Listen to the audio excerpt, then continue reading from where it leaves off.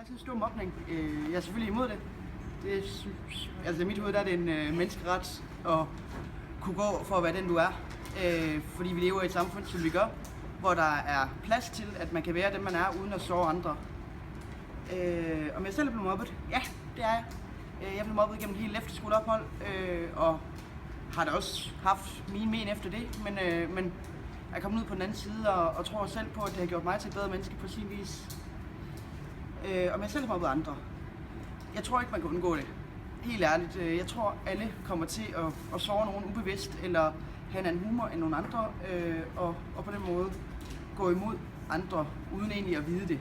Så det vil jeg jo umiddelbart sige, det tror jeg har, uden at have gjort det bevidst. Om jeg kender nogen, der er blevet mobbet? Ja, jeg kender en del, der har været udsat for nogle forskellige ting. Jeg er kommet meget i miljø, hvor folk har haft nogle svære baggrunde og så videre, og kender rigtig mange, der har været udsat for mobning blandt andet. Om jeg har gjort noget for at stoppe mobning? Ja, det har jeg også. Jeg havde en pige i min folkeskoleklasse, som havde meget svært, og der gik jeg lidt efter drengene og beskyttede hende fra dem, og det er antageligvis godt for hende. Ved du, hvor mange procent fra 4. til 10. klasse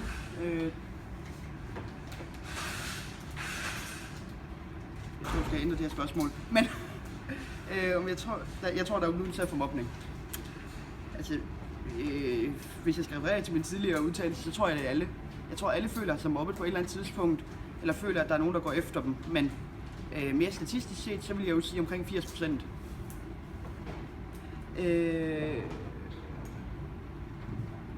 Og fra 4. til 10. er læreren.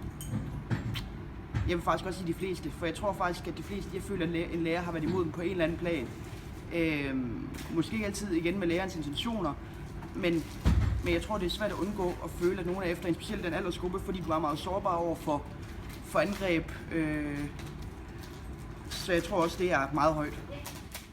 Altså, jeg synes, det er en rigtig dårlig ting at blive mobbet, fordi at jeg synes, at der er for mange, der bliver mobbet.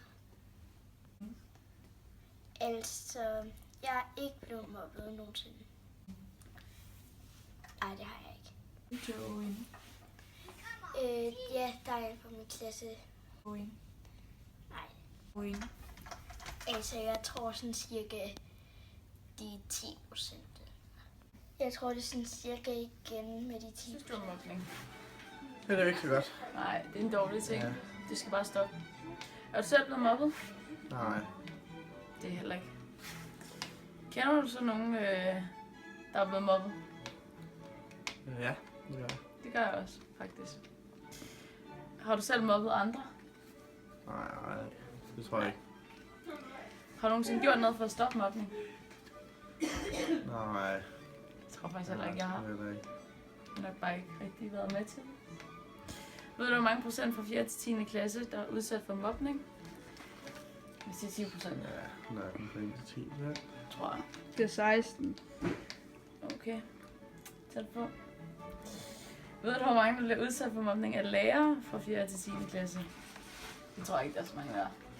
Måske 5. 5% eller sådan noget. Det er 15.